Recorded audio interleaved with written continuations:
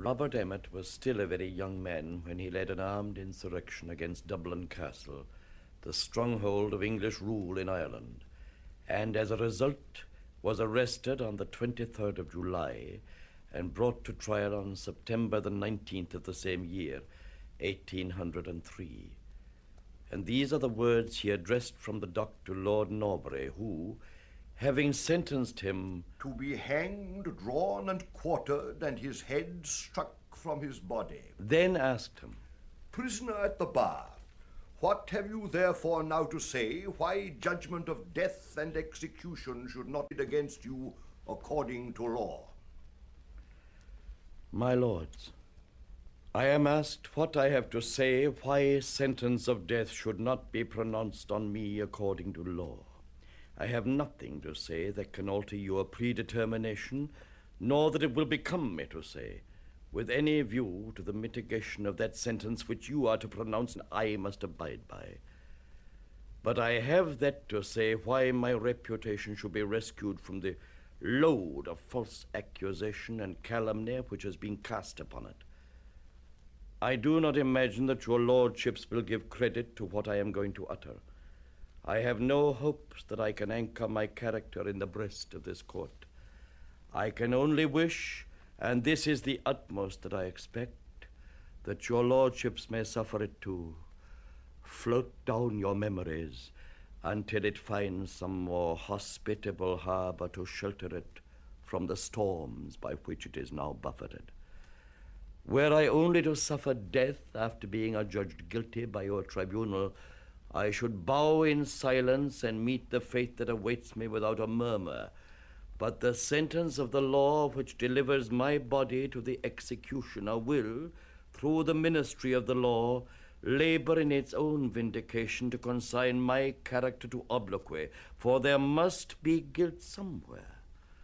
Whether in the sentence of the court or in the catastrophe, time must determine. The man dies, but his memory lives. That my memory may not perish, that it may live in the respect of my countrymen, I seize upon this opportunity to vindicate myself from some of the charges alleged against me. When my spirit shall be wafted to a more friendly port, when my shade shall have joined the bands of those martyred heroes who have shed their blood on the scaffold and in the field in the defense of their country and of freedom, this is my hope.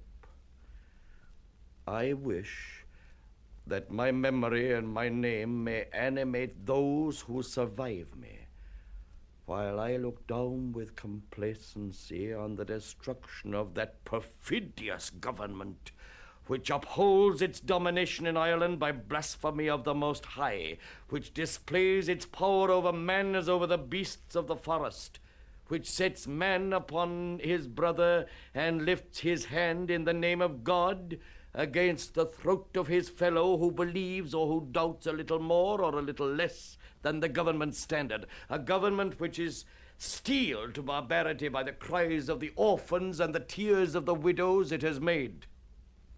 I appeal to the immaculate God. I swear by the throne of heaven before which I must shortly appear, by the blood of the murdered patriots who have gone before me, I swear that my conduct has been through all this peril and through all my purposes governed only by the conviction which I have uttered, and by no other view than that of the emancipation of my country from the superhuman oppression under which he has too long and too patiently travailed. And I confidently hope that, wild and chimerical as it may appear, there is still union and strength in Ireland to accomplish this noblest of enterprises. Of this I speak with the confidence of intimate knowledge, and with the consolation that appertains to that confidence. What I have spoken is not intended for your lordship. My expressions are for my countrymen. If there is a true Irishman present, let my last words cheer him in the hour of his affliction. Mr. Emmet, I am not on this bench to listen to an avowal of abominable treason, or to attempt to vindicate criminal measures and principles through the dangerous medium of eloquent but perverted talents. What you have said, sir, but confirms and justifies the verdict of the jury. My lords, It may be a part of the system of angry justice to bow a man's mind by humiliation to the purposed ignominy of the scaffold. But worse to me than the purposed shame or the scaffold's terrors would be the shame of such foul and unfounded imputations as have been laid against me in this court. You, my lord, are a judge. I am the supposed culprit. I am a man. You are a man also. By a revolution of power, we might change places, though we could never change characters. If I stand at the bar of this court and dare not vindicate my character, what a farce is your justice. If I stand at this bar and dare not vindicate my character, how dare you calumniate it? Does the sentence of death which your unhallowed policy inflicts on my body condemn my tongue to silence and my reputation to reproach? Your executioner may abridge the period of my existence, but while I exist, I shall not forbear to vindicate my character and motives from your aspersions. And as a man to whom fame is dearer than life, I will make the last use of that life in doing justice to that reputation which is to live after me, and which is the only legacy I can leave to those I honor and love, and for whom I am very proud to perish. As men, my lords, we must appear on the great day at one common tribunal, and it will then remain for the searcher of all hearts to show a collective universe who was engaged in the most virtuous actions or swayed by the purest motives, my country's oppressors or... Mr. Emmet, you are making an avowal of dreadful treasons and of a determined purpose to have persevered in them, which I do believe has astonished your audience. You surely have learning and discrimination enough to know that if a judge were to sit in a court of justice to hear any man proclaim treason and to proceed to unwarrantable lengths in order to captivate or delude the unwary, it would be an insult to the established forces of the government of this country. Listen then to the sentence of the law. My lords, will a dying man be denied the legal privilege of exculpating himself in the eyes of the community from a reproach thrown upon him during his trial by charging him with ambition and attempting to cast away for a paltry consideration the liberties of his country? Why did lordships insult me? Or rather, why insult justice in demanding of me why sentence of death should not be pronounced against me? I know, my lords, I know. I know that form prescribes that you should ask this question. The form, however, also presents the right of answering. This, no doubt, may be dispensed with, and so indeed might the whole ceremony of the trial, since the death sentence was already pronounced at Dublin Castle before the jury were impanelled. Your lordships are but the priests of the oracle, and I insist on the whole of the forms. You may proceed, sir. I am charged with being an emissary of France. An emissary of France. And for what end? It is alleged that I wish to sell the independence of my country. And for what end? Was this the object of my ambition? No. I am no emissary. And my ambition was to hold a place among the deliverers of my country, not in power nor in profit, but in the glory of the achievement. Sell my country's independence to France. And for what end? No, but for ambition. Oh, my country. Was it personal ambition that could influence me? Had ambition been the soul of my actions, could I not, by my education and fortune, by the rank and consideration of my family, have placed myself among the proudest of your oppressors? My country was my idol. To it I sacrificed every selfish, every endearing sentiment, and for it I now offer up myself. Oh, God. No, my lords. I acted as an Irishman, determined on delivering my country from the yoke of a foreign and unrelenting tyranny, and the more galling yoke of a domestic faction, which is its joint partner and perpetrator in the patricide. It was the wish of my heart to extricate my country from this doubly riveted despotism. I wished to place her independence beyond the reach of any power on earth. I wished to exalt her to that proud station in the world. Connection with France was indeed intended, but only as far as mutual interest would sanction or require. Were the French to assume any authority inconsistent with the purest independence, it would be the signal for their destruction. We sought their aid, and we sought it as we had assurance we should obtain it, as auxiliaries in war and as allies in peace. Were the French to come as invaders or as enemies, uninvited by the wishes of the Irish people, I should oppose them to the utmost of my strength. Yes, my countrymen, I should advise you to meet them upon the beach with a sword in one hand and a torch in the other. I would meet them with all the destructive fury of war. I would animate my countrymen to immolate them in their boats before they had contaminated the soil of my country. And if they succeeded in landing, and if forced to retire before superior discipline, I would dispute every inch of ground, burn every blade of grass, and the last entrenchment of liberty should be my grave. What I could not do myself if I should fall, I should leave as a last charge to my countrymen to accomplish, because I should feel conscious that life, any more than death, is unprofitable when a foreign nation holds my country in subjection. I wish to procure for Ireland the guarantee which Washington procured for America, to procure an aid which by its example would be as important as its valor, disciplined, gallant, pregnant with science and with experience, that of a people who would perceive the good and polish the rough points of our character. They would come to us as strangers, and they would leave us as friends after sharing in our perils and elevating our destiny. And these were my objects. Not to receive new taskmasters, but to expel old tyrants. It was for these ends I sought aid from France, because France, even as an enemy, could not be more implacable than the enemy already in the bosom of my country. I have been charged with that importance in the emancipation of my country as to be considered the keystone of this combination of Irishmen, or as your lordship expressed it, the life and blood of the conspiracy. You do me honor overmuch.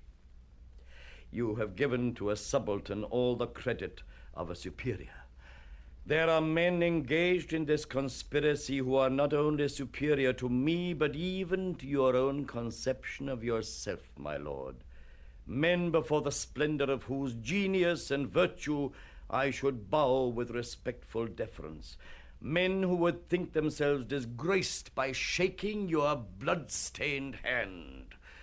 What, my lord, will you tell me on the passage to the scaffold which that tyranny of which you are but the intermediary executioner has erected for my murder, that I am accountable for all the blood that has been and will be shed in this struggle of the oppressed against the oppressor? Shall you tell me this, and must I be so very a slave as not to repel it?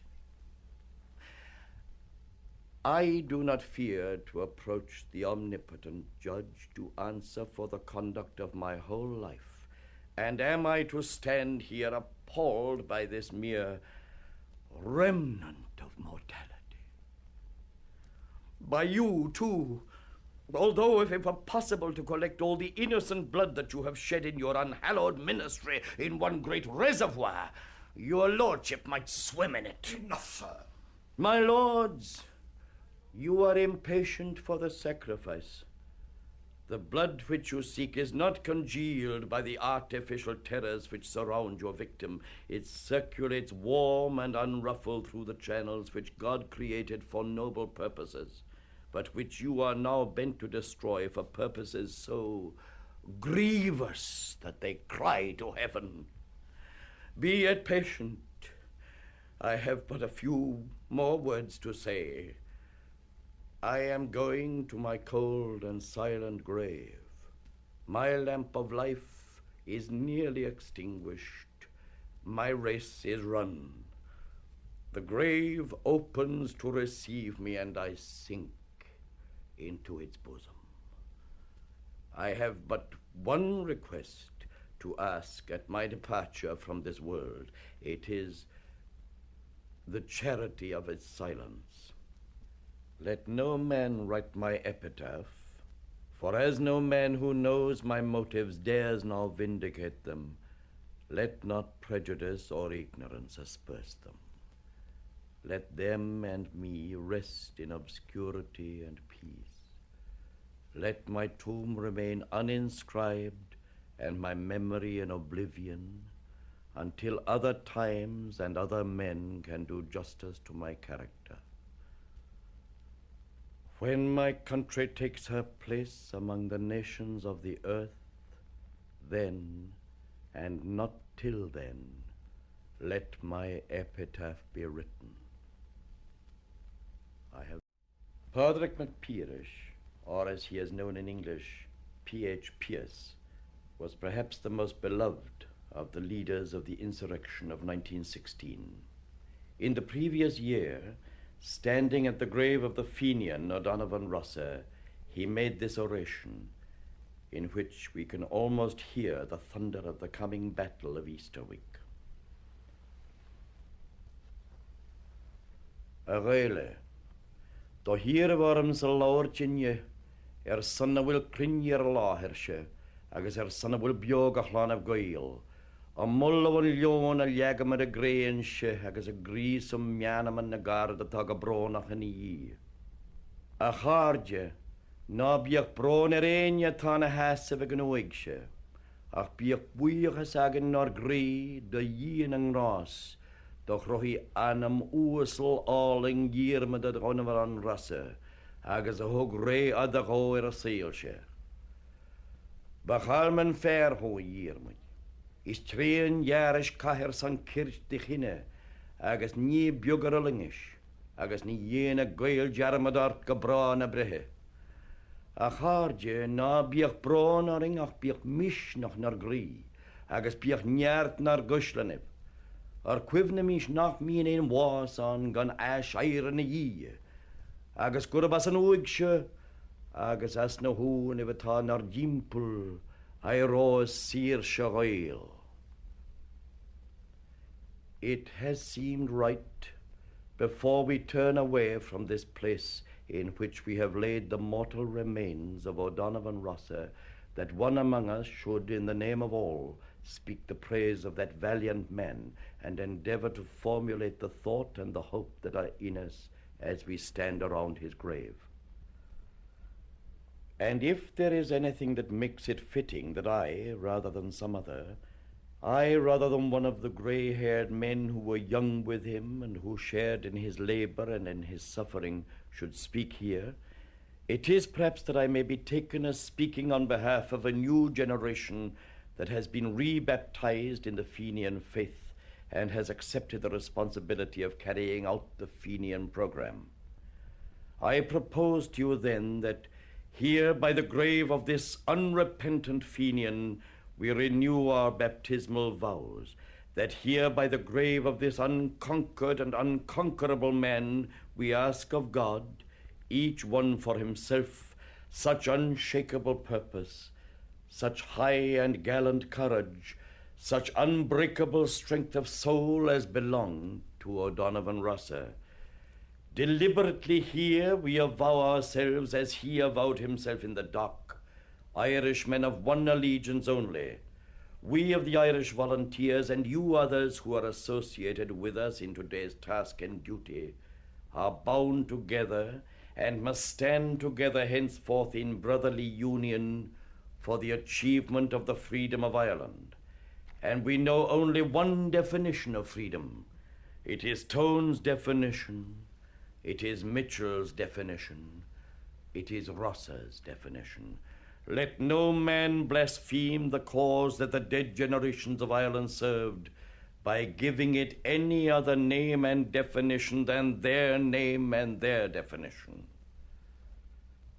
We stand at Rossa's grave, not in sadness, but rather in exaltation of spirit, that it has been given to us to come thus into so close a communion with that brave and splendid Gael. Splendid and holy causes are served by men who are themselves splendid and holy. O'Donovan Rossa was splendid in the proud manhood of him, splendid in the heroic grace of him, splendid in the Gaelic strength and charity and truth of him, and all that splendor and pride and strength was compatible with a humility and a simplicity of devotion to Ireland, to all that was olden and beautiful and Gaelic in Ireland, the holiness and simplicity of patriotism of a Michael O'Clery or of an Owen O'Growney. The clear, true eyes of this man, almost alone in his day, visioned Ireland as we of today would surely have her. Not free merely, but Gaelic as well. Not Gaelic merely, but free as well.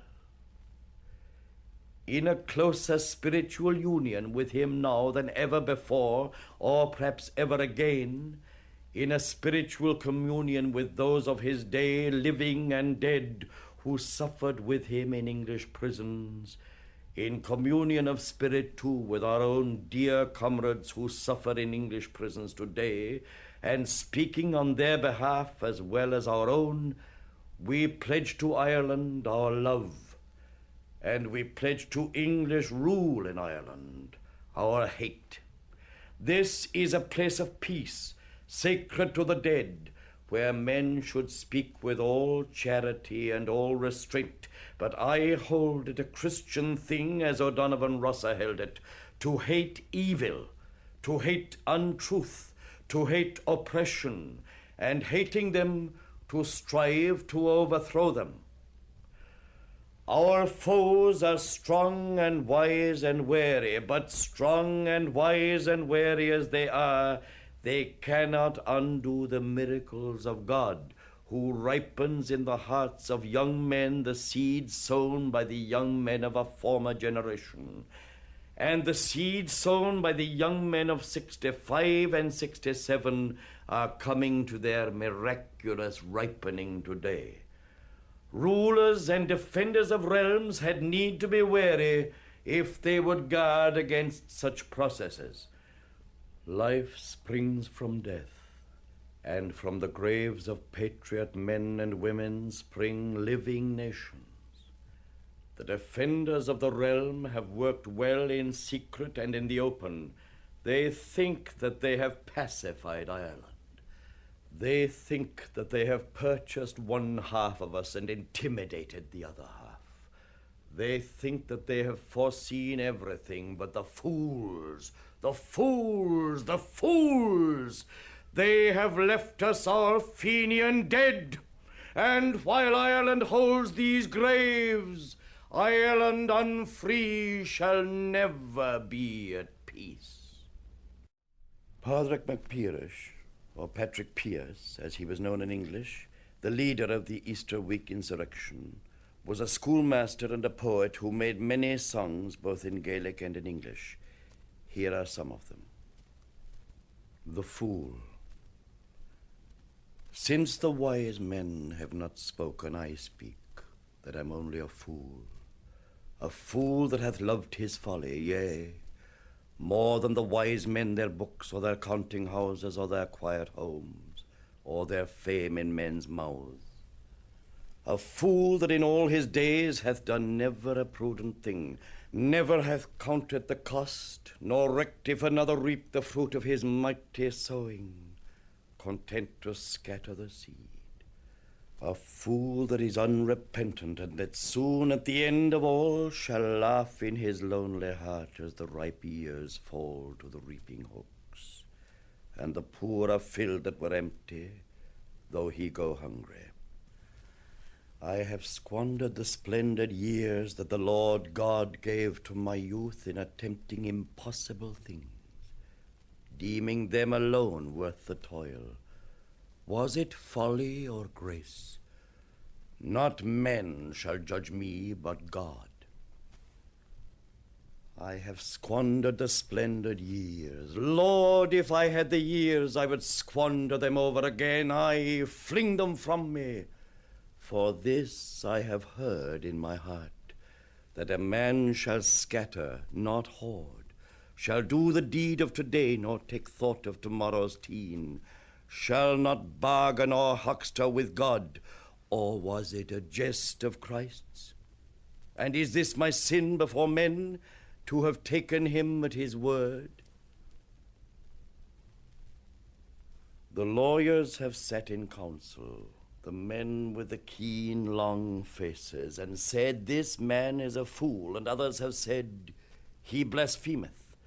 And the wise have pitied the fool that hath striven to give a life in the world of time and space among the bulks of actual things, to a dream that was dreamed in the heart, and that only the heart could hold.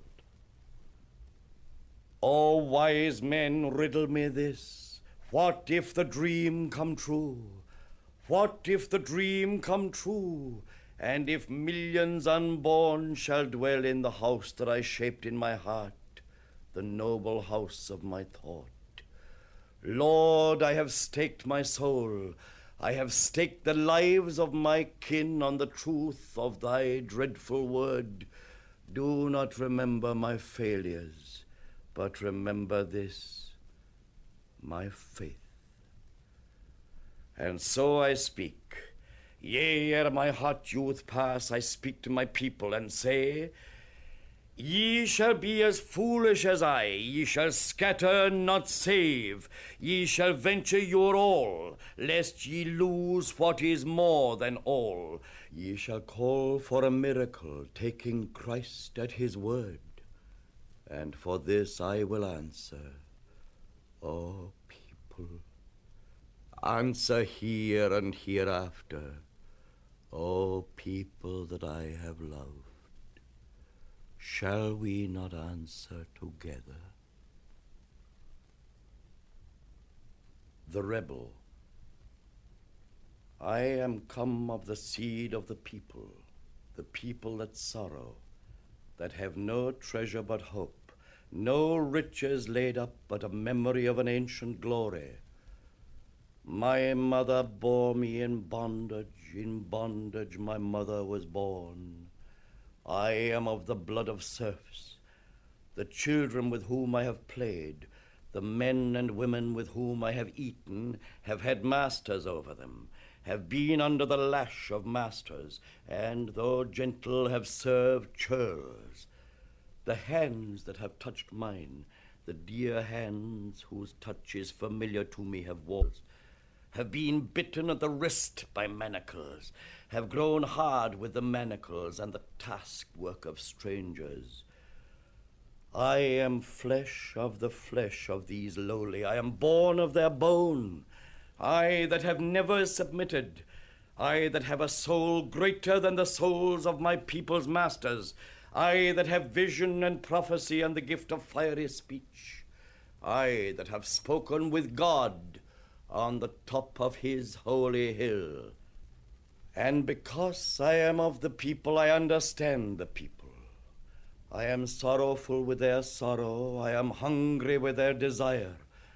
My heart has been heavy with the grief of mothers. My eyes have been wet with the tears of children. I have yearned with old, wistful men and laughed or cursed with young men. Their shame is my shame, and I have reddened for it. Reddened for that they have served, they who should be free. Reddened for that they have gone in want while others have been full. Reddened for that they have walked in fear of lawyers and of their jailers, with their writs of summons and their handcuffs, men mean and cruel. Oh, I could have borne stripes on my body rather than this shame of my people. And now I speak, being full of vision. I speak to my people, and I speak in my people's name to the masters of my people. I say to my people that they are holy, that they are august despite their chains, that they are greater than those that hold them, and stronger and purer, that they have but need of courage and to call on the name of their God. God the unforgetting, the dear God who loves the peoples, for whom he died naked, suffering shame. And I say to my people's masters, beware, Beware of the thing that is coming. Beware of the risen people who shall take what ye would not give. Did ye think to conquer the people? Or that law is stronger than life and than men's desire to be free? We will try it out with you, ye that have harried and held, ye that have bullied and bribed, tyrants, hypocrites, liars. Renunciation. Naked I saw thee, O beauty of beauty, and I blinded my eyes for fear I should fail. I heard thy music, O melody of melody, and I closed my ears for fear I should falter. I tasted thy mouth, O sweetness of sweetness, and I hardened my heart for fear of my slaying. I blinded my eyes and I closed my ears. I hardened my heart and I smothered my desire. I turned my back on the vision I had shaped, and to this road before me I turned my face. I have turned my face to this road before me, to the deed that I see, and the death I shall die. Here is the same poem by Pearse in the original form in which he wrote it.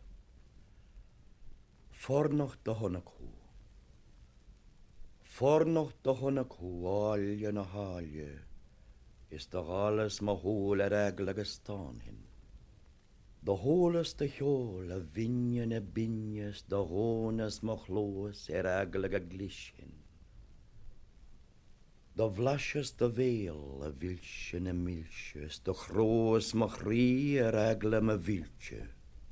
De alles ma hols ma gloos de hones, de groos ma gries ma wien de woges. De hogges ma hol nesling de hummus, een rood sharom my de hogges. De hogges ma gnoos, een rood sharom, nieuw de chiem, een maas de johed. This is the proclamation issued to the people of Ireland by the leaders of the rising of 1916. It was roughly printed, and it was posted onto many walls in the city of Dublin on the morning of Easter Monday. Public na Heren, the provisional government of the Irish Republic, to the people of Ireland, Irish men and Irish women, in the name of God and of the dead generations from which she receives her old tradition of nationhood, Ireland, through us, summons her children to her flag and strikes for her freedom. Having organized and trained her manhood through her secret revolutionary organization, the Irish Republican Brotherhood, and through her open military organizations, the Irish Volunteers and the Irish Citizen Army, having patiently perfected her discipline, having resolutely waited for the right moment to reveal itself, she now seizes that moment, and supported by her exiled children in America and by gallant allies in Europe, but relying in the first on her own strength, she strikes in full confidence of victory. We declare the right of the people of Ireland to the ownership of Ireland, and to the unfettered control of Irish destinies to be sovereign and indefeasible.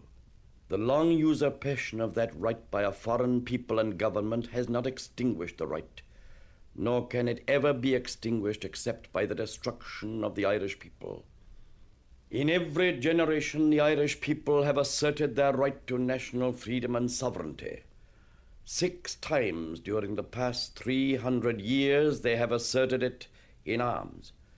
Standing on that fundamental right and again asserting it in arms in the face of the world, we hereby proclaim the Irish Republic as a sovereign, independent state, and we pledge our lives and the lives of our comrades in arms to the cause of its freedom, of its welfare, and of its exaltation among the nations.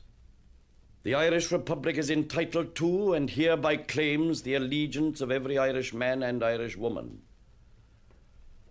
The Republic guarantees religious and civil liberty, equal rights and equal opportunities to all its citizens, and declares its resolve to pursue the happiness and prosperity of the whole nation and of all its parts, cherishing all the children of the nation equally and oblivious of the differences carefully fostered by an alien government which have divided a minority from the majority in the past.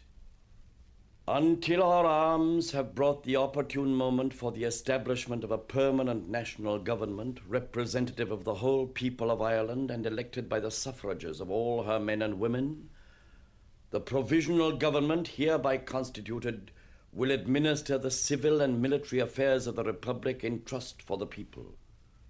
We place the cause of the Irish Republic under the protection of the Most High God, whose blessing we invoke upon our arms, and we pray that no one who serves that cause will dishonor it by cowardice, inhumanity, or rapine. In this supreme hour, the Irish nation must, by its valor and discipline, and by the readiness of its children to sacrifice themselves for the common good, prove itself worthy of the august destiny to which it is called. Signed on behalf of the Provisional Government, Thomas J. Clark, Sean McDiarmid, Thomas McDonough, P.H. Pearse, Eamon Kent, James Connolly, Joseph Plunkett. I am Ireland. I am Ireland. I am older than the old woman of Bear. Great my glory, I that bore Cuchulainn the valiant. Great my shame, my own children that sold their mother. I am Ireland. I am lonelier than the old woman of Bear. And here is the same poem in its own language. Michéal Shinnemen an Chaliach Bear Mór Maglóir Médorug Cuchulainn Croge Mór Manáir Machlán féin the Yiel Mair Michéal Uegne men an Chaliach Bear.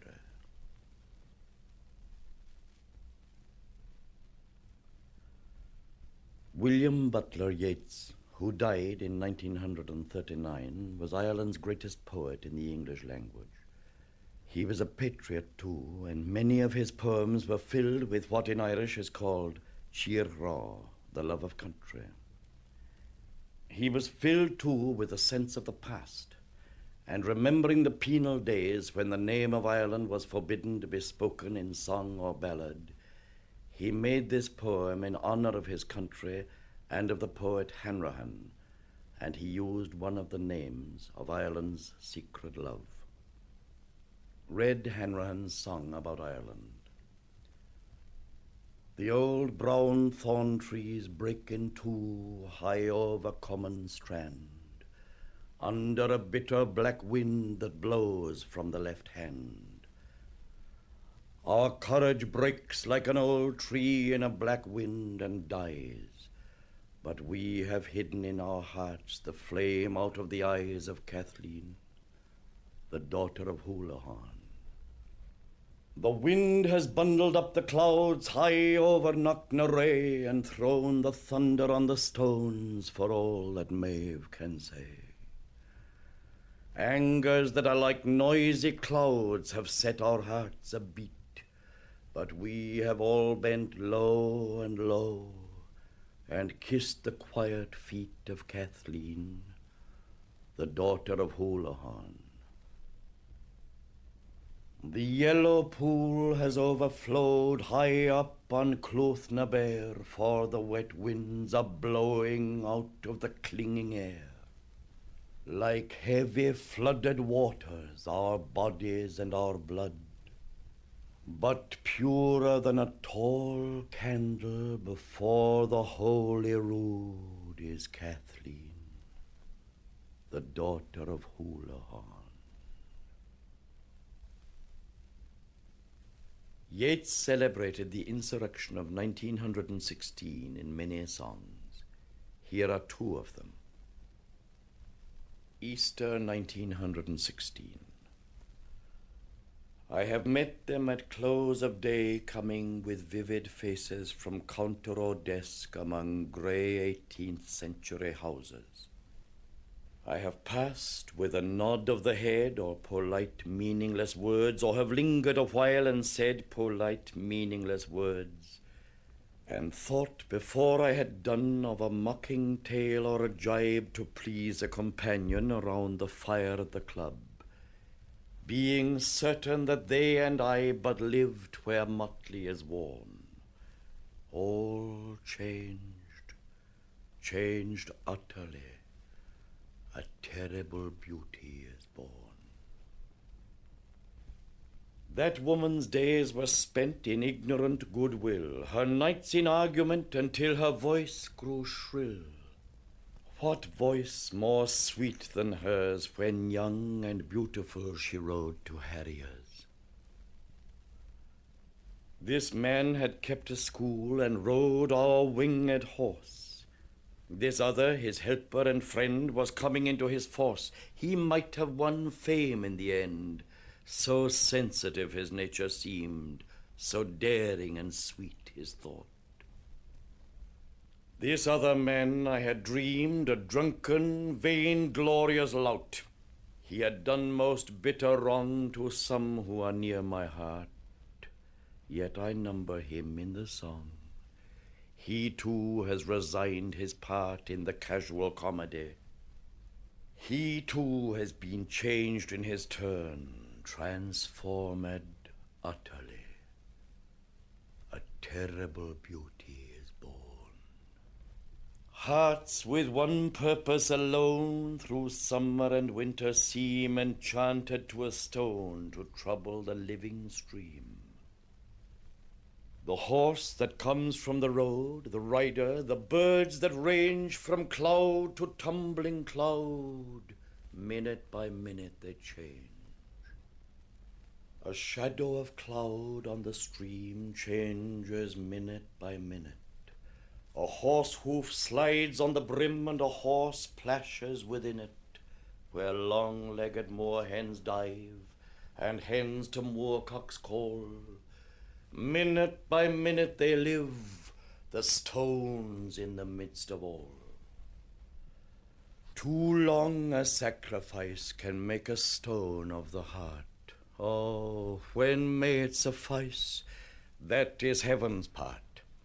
Our part to murmur name upon name, as a mother names her child when sleep at last has come on limbs that had run wild. What is it but nightfall? No, not night, but death.